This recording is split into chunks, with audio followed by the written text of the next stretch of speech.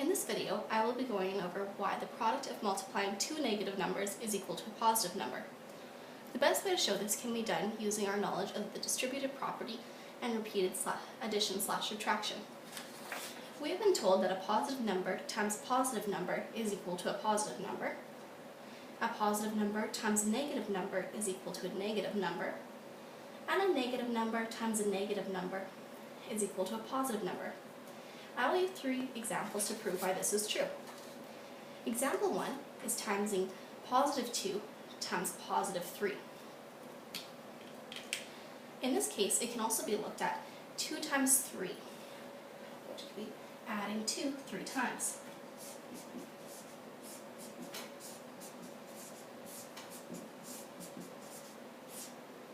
Which, using our knowledge, we know that positives always equal to positive afterwards, which equals to positive 6.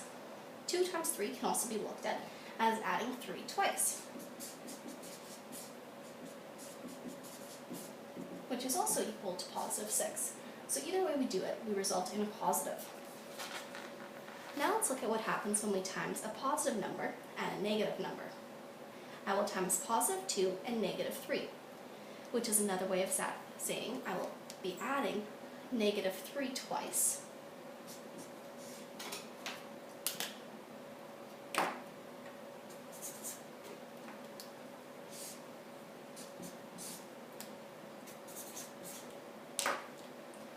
Which ends up being negative 6.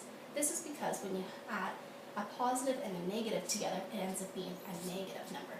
Negative 3 plus negative 3 is equal to negative 6. You can also look at this as subtracting 2 3 times. So negative 2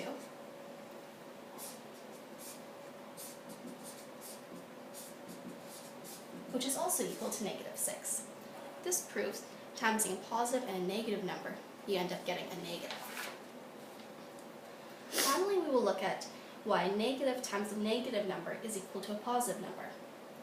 So far, I will prove negative 2 times negative 3, which can be looked at as subtracting negative 3 twice,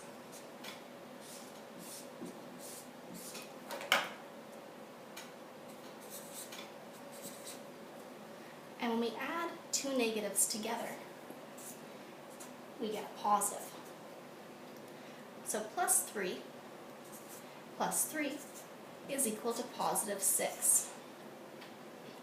It can also be looked at as minusing negative 2 3 times.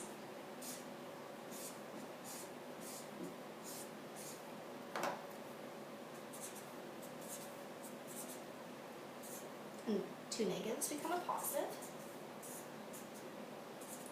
2 plus 2 plus 2 is equal to positive 6. This proves that a negative times a negative is equal to a positive. Practically speaking though, when we get larger numbers, we're not going to want to be adding and subtracting multiple times. We're going to want to use our rules that we have just come up with to do it. This shows that our rules are true using those three examples. Positive times positive is equal to a positive number. A positive number times a negative number is equal to a negative number. A negative number times a negative number is equal to a positive number. We will now look